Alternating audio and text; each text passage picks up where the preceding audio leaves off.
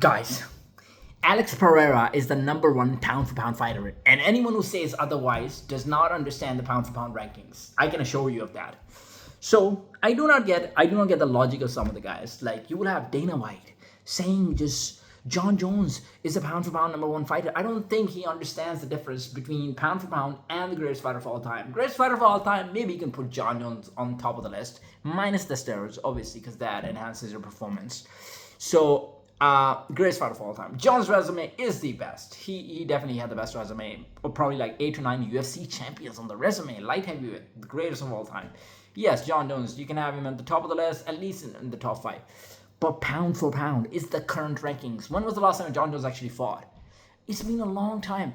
And before his last fight, he had like 2, 3 years off. He fought Reyes in light heavyweight. He only had one fight at heavyweight, and he took like 2 years to actually get adjusted to heavyweight, and then he had a fight at heavyweight, and the guy that he fought was he never actually trained jiu-jitsu. So John Jones beat him in like 2 minutes, and Dana White was like, look how easily he dismantled Cyril Gane, so he should be the pound for pound number one.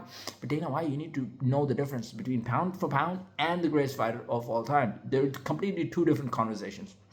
Okay, and the other thing, I see some of the people are saying, okay, by the way, Michael Bisping is with Dana White on this one. Like he was having after Alex Defender started, he was having a conversation with a couple of other people on BD Sports, and he's saying Alex Pereira should not be. Alex Pereira is definitely in the conversations, but he's not the pound for pound best. Just because he's defended the title 3 times within like the last 175 days doesn't mean that he should be the pound for pound. And he was saying, oh, by that logic, if you're fighting like 6 times in a year, then that person should be pound for pound.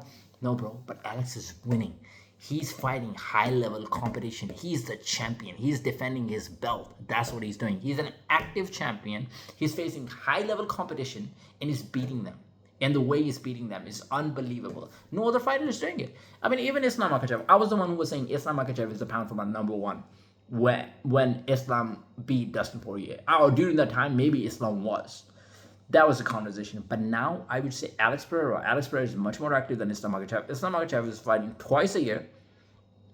He's like his activity is average. It's fine activity. I don't have a problem with it. If a champion is fighting 2 times a year, that's fine. But Alex Pereira is your ideal champion, and you have to look at the situation as well. How many troubles Alex Pereira had before this fight? The guy had visa problems. The guy was on antibiotics because he had like throat problems. He broke his rib. Actually, he broke his rib, and then his toe injury. Last fight against Jamal Hill, he broke his toe. So that broken toe actually came back. So he had to go through all of those problems to train. And the fight was happening in Salt Lake City, which is like high altitude. So people get tired very quickly.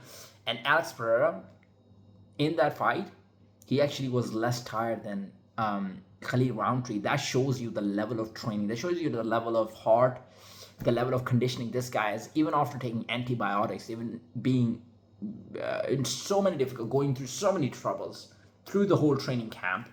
This guy was still in a very good shape. So that shows you the commitment.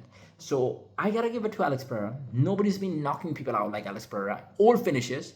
He's not going to the decisions. He's finishing all of the guys. He's finishing them in a beautiful manners.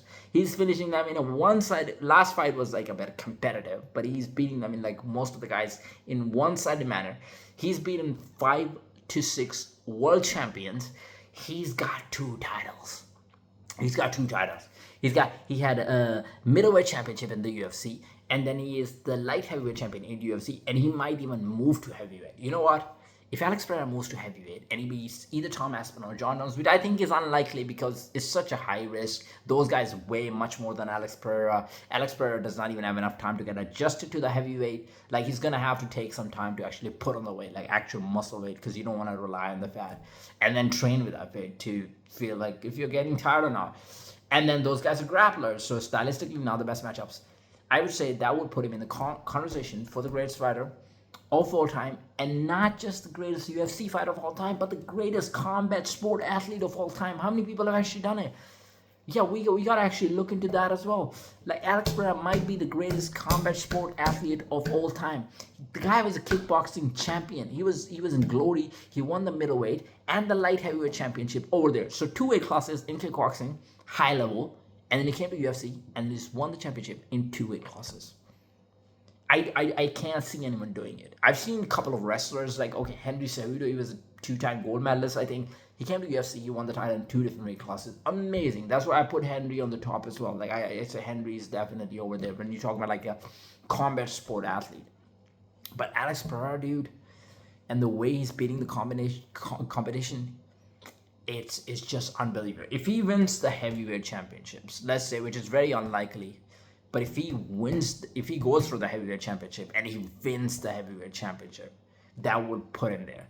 And one of the other criticisms is that he hasn't fought a wrestler. So Magomed Ankalaev is going to be the next guy that is going to be facing, most likely.